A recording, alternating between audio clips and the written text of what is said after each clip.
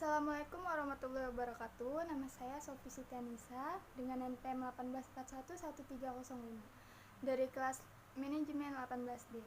Di sini saya akan mempresentasikan hasil kerja saya dengan judul manajemen risiko operasional. Yang pertama, saya akan menjelaskan apa itu manajemen risiko operasional. Risiko operasional adalah risiko yang timbul karena tidak berfungsinya sistem internal yang berlaku. Kesalahan manusia, kegagalan sistem, dan faktor eksternal seperti bencana alam, demonstrasi besar, dan lain-lain. Secara umum, risiko operasional terkait dengan sejumlah masalah yang berasal dari kegagalan suatu proses atau prosedur. Risiko operasional merupakan risiko yang mempengaruhi semua kegiatan usaha, karena merupakan suatu hal yang sangat mempengaruhi dalam pelaksanaan suatu proses atau aktivitas operasional. Untuk yang selanjutnya yaitu ada 4 tahapan risiko operasional. Dengan yang pertama yaitu identifikasi. Identifikasi itu adalah proses untuk melihat dan identifikasi secara kontinu atas paparan risiko operasional dan penerapan manajemen risiko operasional, serta melakukan pelaporan internal dan eksternal atas paparan risiko yang terjadi. Yang kedua, pengukuran. Pengukuran itu adalah proses menilai paparan risiko operasional pada produk, jasa, proses, dan sistem untuk mengetahui profil risiko perusahaan secara kuantitatif serta efektivitas penerapan manajemen risiko operasional. Yang ketiga yaitu pemantauan.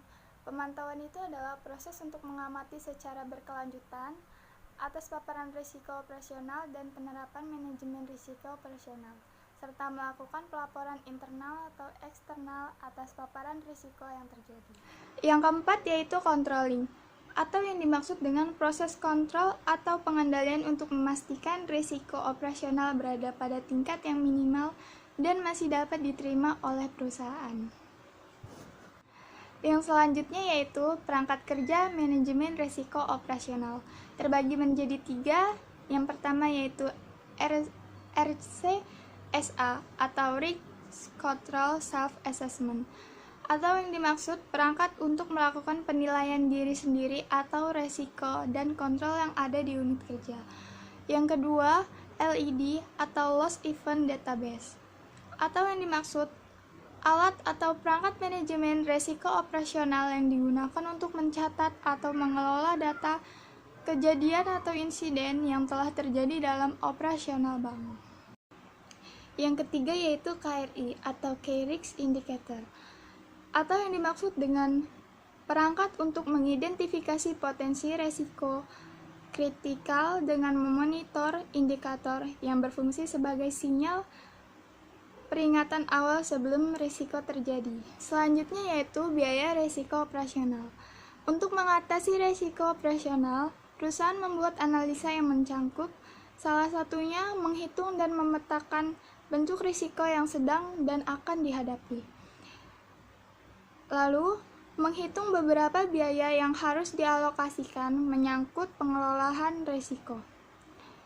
Lalu, memutuskan pembentukan mekanisme seperti apa yang layak diterapkan untuk mengelola risiko. Dan yang terakhir, memutuskan dari mana sumber dana yang akan dialokasikan untuk mendukung penyelesaian risiko operasional.